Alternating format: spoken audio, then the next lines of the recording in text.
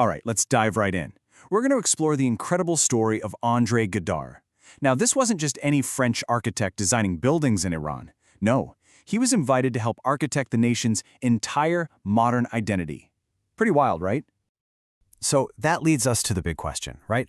How on earth did a French architect become one of the most influential figures in shaping Iran's modern cultural heritage? That's what we're going to unpack. And trust me, it's a fascinating story that sits right at the crossroads of architecture, politics, and a nation's search for itself.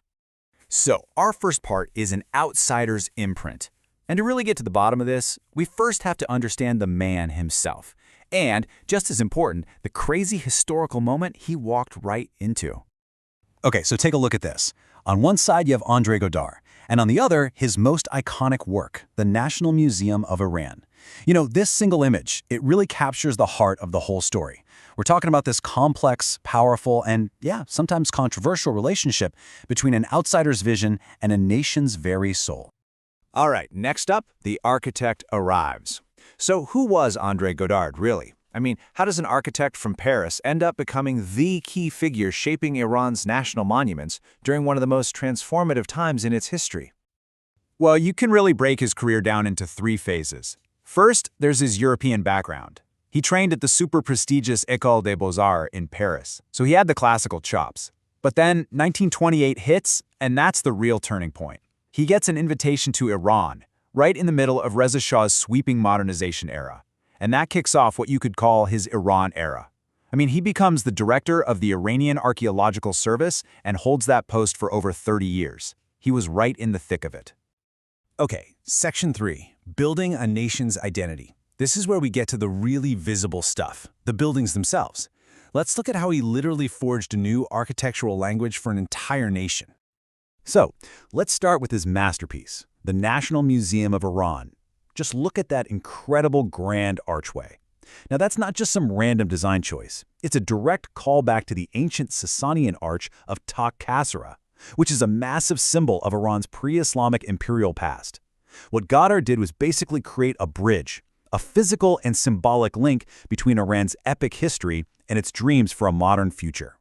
And then, in Shiraz, he designed this, just breathtaking tomb for the nation's most beloved poet, Hafez. What you're seeing is this perfect harmony. He blended the classical Persian garden design with all that intricate, beautiful Islamic geometry.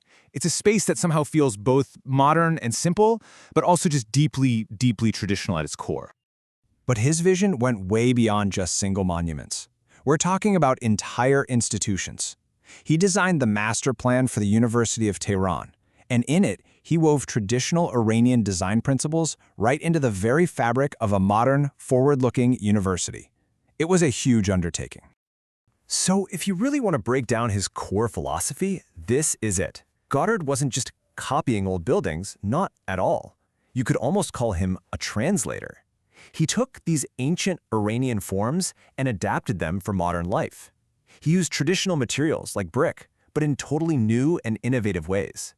He emphasized symmetry and a grand scale to create these powerful symbols of a modernizing nation. In essence, he was reinterpreting the past for a new era. Okay, next section, Foundations for the Future. Because Godard's influence, well, it went way beyond just bricks and mortar. He built the very institutions that would protect and define Iranian heritage for generations to come. And this is what's so crucial to understand about him. He wasn't just designing buildings. He was building the entire modern infrastructure for preserving Iran's heritage. He founded the Iranian Archaeological Service. He established the National Museum of Iran and served as its very first director. And then he created the Faculty of Fine Arts at the University of Tehran, becoming its first dean. In every single sense of the word, he was an institution builder. But of course, it's not that simple. Which brings us to our next section. A complicated legacy.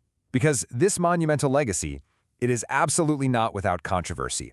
In fact, understanding the critiques forces us to look at his work from a much, much more complex angle. Look, to understand André Godard, you really have to hold two competing ideas in your head at once. On the one hand, the praise is deserved. He preserved monuments, he established national museums, he modernized architectural education. Absolutely. But then you have the problems. He was a product of the colonial era. He was heavily criticized for his Western-centered interpretations, for often ignoring the input of Iranian scholars. And then there's the big one. He was involved in the sale of artifacts to foreign museums like the Louvre. Now, this was often legal under treaties at the time, but it's deeply complicated and controversial. So that brings us to admiration and critical distance. With this dual legacy in mind, how in the world are we supposed to view his immense impact today? I think this quote just captures it perfectly. Godard is a figure who must be studied with both admiration and critical distance. It's just not a simple story of a hero or a villain.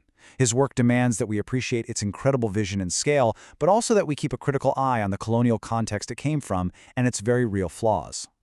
And that leaves us with a final, pretty provocative thought, one that really gets to the heart of Godard's entire story. Can an outsider ever truly build a nation's identity? It's a question that highlights that incredibly complex, messy relationship between culture, power, and influence that can cross any border. Definitely something we chew on. Thanks for joining me on this one.